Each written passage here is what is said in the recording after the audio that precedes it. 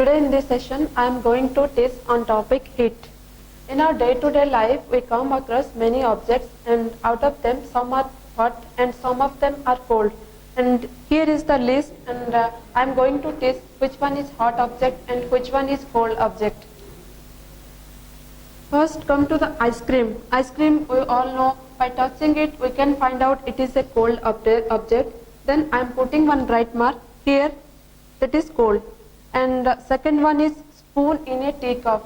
When we will put one spoon in a teacup, after some time it will be hot. That's why it comes under hot object. Third one is fruit juice. Fruit juice, it is a cold object. That's why I need to put mark here, it is cold object. And ice, by touching we can find out that it is a cold object. That's why here it is cold. And when you are going to toss any object, and remember that don't toss the objects which are very hot. And here one activity is there, and we can find out which one is hot and which one is cold.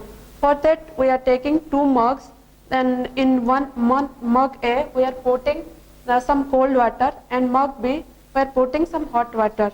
And after some time we need to put our hand, and by touching we can find out which one is hot and which one is cold. When you will put your hand in cold water 2 to 3 minutes, you can feel that that object is cold. And when you put your hand in hot water, after 2 or 3 minutes we can find out that it is hot water.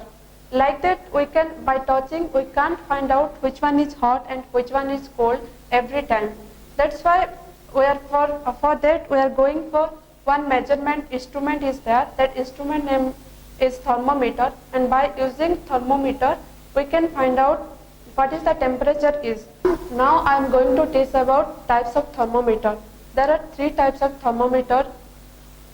One is clinical thermometer, second one is laboratory thermometer, third one is digital thermometer. Then come to the first one, that is clinical thermometer. It is basically used to measure our body temperature. Suppose in our home, and somebody is suffering from fever, and we want to measure the temperature. That's why we are using that clinical thermometer. And second one is laboratory thermometer. It is basically used in laboratory to measure water temperature and any solution temperature. That is laboratory thermometer. And third one is digital thermometer. In clinical and laboratory thermometer, we are using mercury, and in that mercury we can measure the temperature. And in case of digital thermometer, we are not using any mercury, and it is the recent one in digital thermometer. And by using it, one digit will come, like that digit it will show in the thermometer. That is called digital thermometer.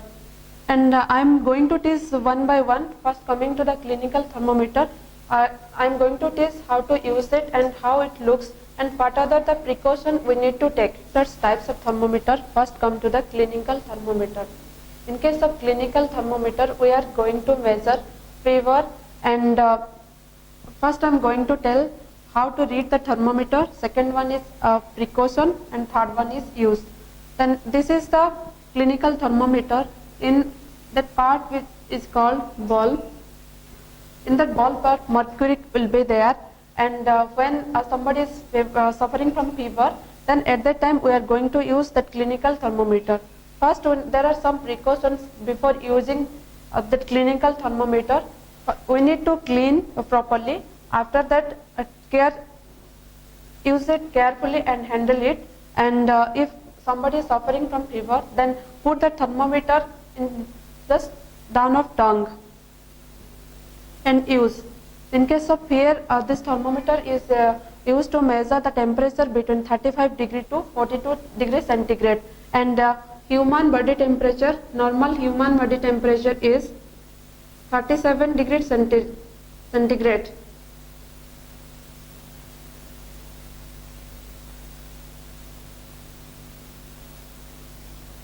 When our temperature crosses from 37 degree, then at that time we think that that somebody is suffering from fever and all.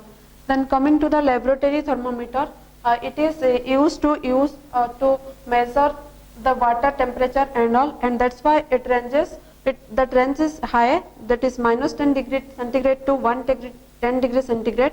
Here we are taking one mug and we are putting some hot water inside it, and we need to put the thermometer in vertical direction, and here mercury will be there, and we shouldn't toss the ball down of mug. That's why we should put like vertical manner, and after that when we'll put hot water, then that mercury level will increase, and after that by reading all those lines we can measure temperature, how much it is.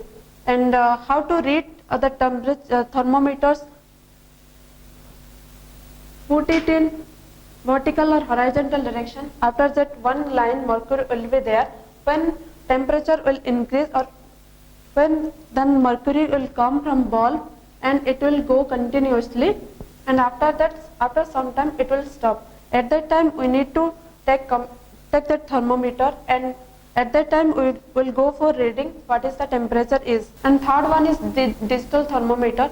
As mercury is toxic, and every time we need so much precaution to use it, that's why we go for that digital thermometer.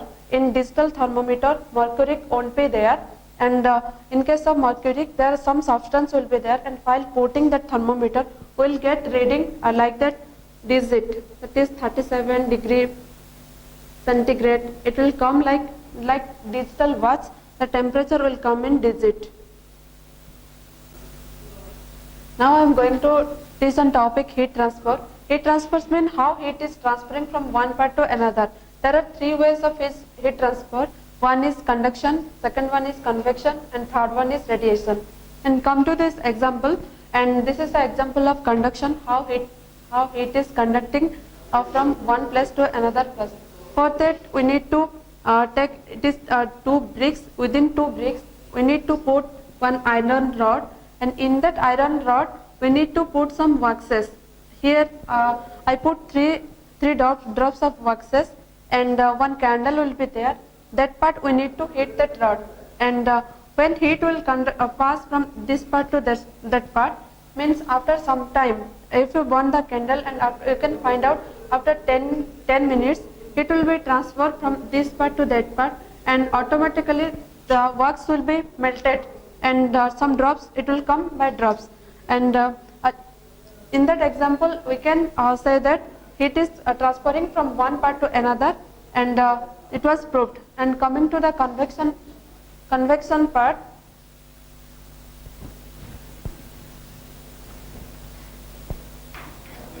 and there are two types of conduction. One is insulator, and second one is conductor. And those who carries the heat, these are called conductors, good conductors of heat, and those who are not carrying heat, means these are called insulator. Conductors examples are all metals,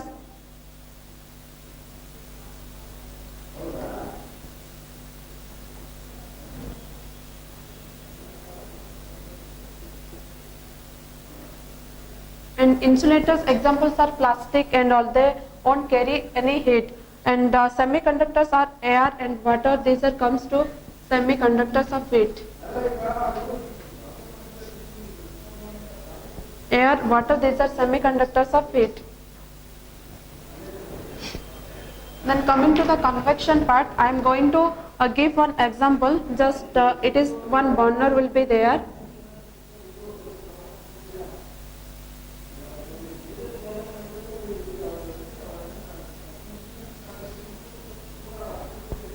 This is the stand, and here I am putting one candle.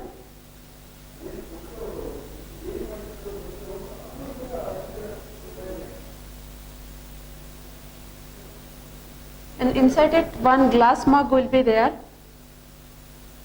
This is the stand. This is candle.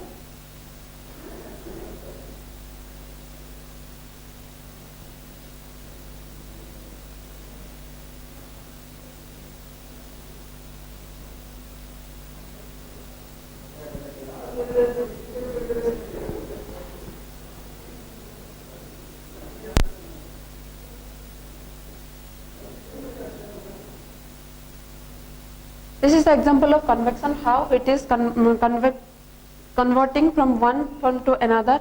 And for this example, we are taking one stand. In that stand, we are putting one glass mug, and inside that glass mug, we are putting water. And after some time, we are going to burn that candle. When we will burn that candle, due to the stand, and heat will transfer from here to there. And after sometimes we can find out little bubbles inside that water. And after 10 minutes of waiting or 15 minutes of waiting, the entire water will be boiled and vapor will come. That means it is that water. First, that water is in cold form, and after heating, it is converting and going up. That is the example of convection. Now I am going to teach on topic that is radiation, and we are taking one example that is daytime, and another one is night time. In case of daytime, if water when sunrise comes, water will be heated and all vapor will be go outside, from water to outside. That is cool water becomes, when it becomes hot, and vapor will be go to the atmosphere, to the air. And in case of night time, when sunrise won't be there, what will happen? From that environment or atmosphere, then vapor will come to the water. And in this way, all those conduction takes place, and when water will boil, then all vapors and all, it will go to the atmosphere. And in case of here, cool water becomes hot and vapor comes out, and like that cyclic way, cold to hot and cyclic manner, it will comes, and all vapor come to that part. And in case of night time, just reverse will happen. And what happen now, in hot side, heat will radiate, and hot will become cool. And there are two types of containers are there. This is the example of radiation. Now come to the container. There are two types of containers are there. If I covered black container and second one is white container.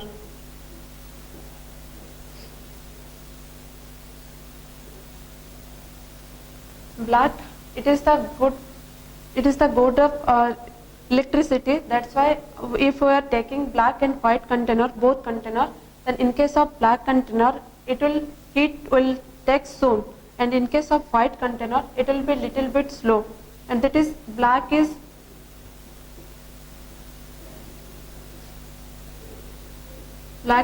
good conductor of heat.